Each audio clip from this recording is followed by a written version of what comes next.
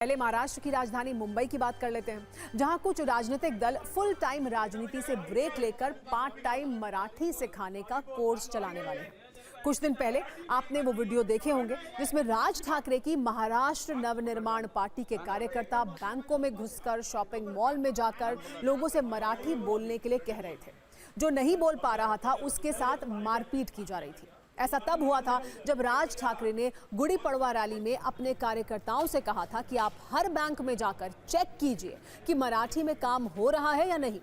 इसके बाद एमएनएस कार्यकर्ता स्वतः चेकिंग इंस्पेक्टर बन गए और चेक करने के नाम पर मारपीट भी साथ में शुरू कर दी।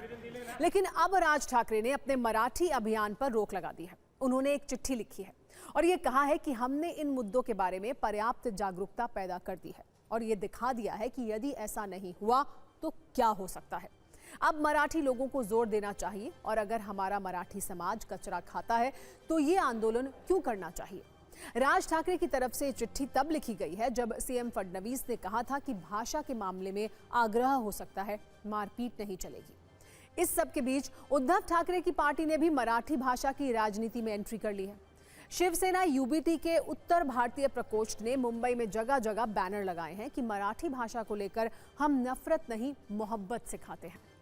आइए मराठी सीखिए।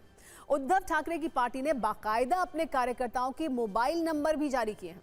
इन पोस्टर्स पर लिखा है कि जिन्हें मराठी सीखनी है वो इन मोबाइल नंबर्स पर संपर्क करें। यानी मराठी भाषा वाली राजनीति में थप्पड़ और प्यार दोनों बराबर स्कोर कर रहे हैं। इस मामले पर कैसे राजनीति शुरू हुई और कहां तक पहुंची है, इसे एक रील के जरिए आप भी समझ लीजिए। मराठी माणसाची माफी माग। पकड़ कान पकड़। एकच बसला पाहिजे, खूप बसेल। लवकर कान पकड। कस्टमरला पण ते त्रास होतो का?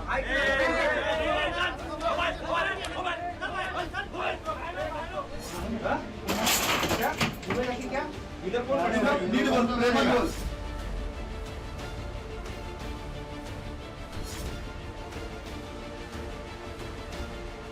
राज ठाकरे की इस पार्टी के आंदोलन में उद्धव ठाकरे की पार्टी कूद पड़ी है।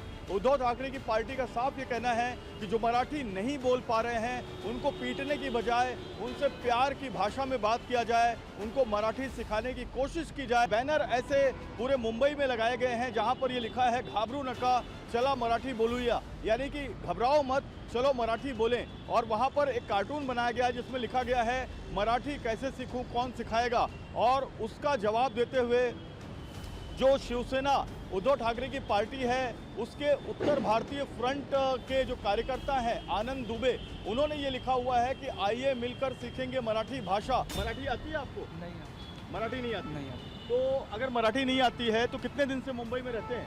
3 साल से। 3 साल से। तो क्या मराठी सीखने की कोशिश करेंगे? सर सीखेंगे लेकिन टाइम लगेगा ना, ऐसा थोड़ी नहीं कि टाइम देंगे आपको, लेकिन हाँ। सीखेंगे ना आप? हाँ सीखेंगे ना। महाराष्ट्र में रहते हैं ना, तो मराठी सीखना जरूरी है। जरूरी है मराठी सीखना। आप क्या